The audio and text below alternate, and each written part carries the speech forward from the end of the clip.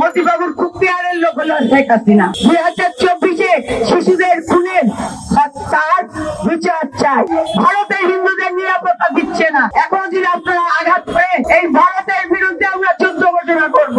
এই press club থেকে ভারতে পালিয়ে গিয়েছে শেখ হাসিনা, সেখানে বসে মোর্চাকে ঢিল মারছে।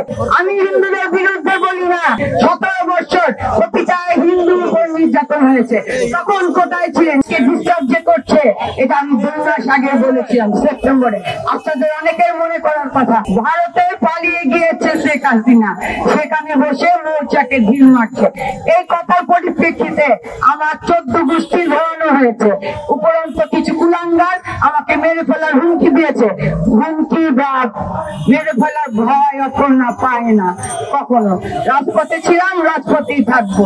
আপনারা দেখেছেন আমি যে কথা বলবো, চিন্ময় দাস তিনি সাধু, তাকে সম্মান জানাই, কিন্তু তিনি আমাকে বলেছিলেন যে আপনি হিন্দুদের বিরুদ্ধে বলেন।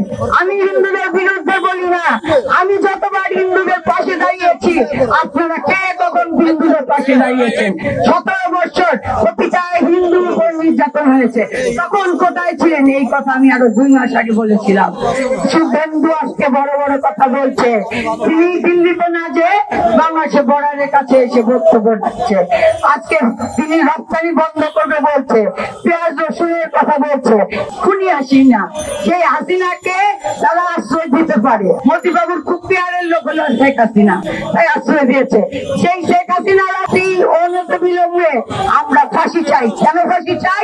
24 সালের আন্দোলনে শিশু খুন হয়েছে। সেই 2024-এ শিশুদের খুনের হত্যার বিচার চাই। হুকুমের আসামি শেখ হাসিনার বিচার চাই, বিচার চাই। আমাদের 17 বছর ইলিয়াস আলী চৌধুরী অংশ হাজারো হাজারো সন্তানের বাবা পিতা হারিয়েছে, যাদের গুম হয়েছে, আমরা এখন লাশ ফিরে পাইনি। তাই শেখ হাসিনার বিচার চাই। যে শেখ হাসিনা ভারত অভিষে আমাদের দেশে ষড়যন্ত্র চালাচ্ছে, তখন আপনারা এসেছেন। যে মহিলা কি বলে আজকে 2 মাস পরে পাচ্ছেন ষড়যন্ত্রের গন্ধ। সেই মোদিবাবু এত বড় বড় কথা বলেন, সেই মোদিবাবু ব্যর্থ হয়েছেন কূটনীতিবিদদের নিরাপত্তা দিতে।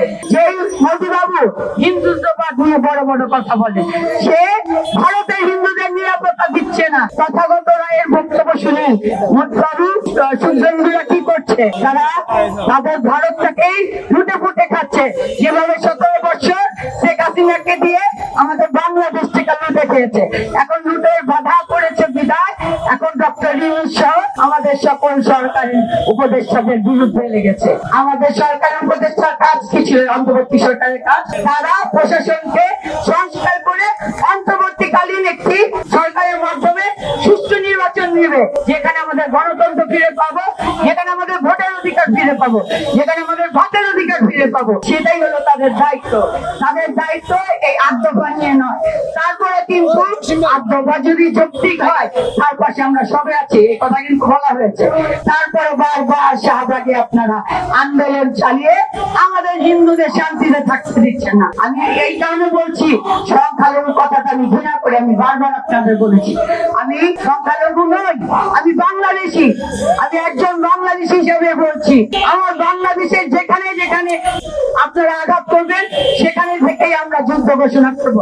একবার 71-এ যুদ্ধ ঘোষণা করেছিল শহীদ রাষ্ট্রপতি জিয়াউর রহমান, আমরা সে তারপরে একটি বাংলাদেশ পেয়েছি।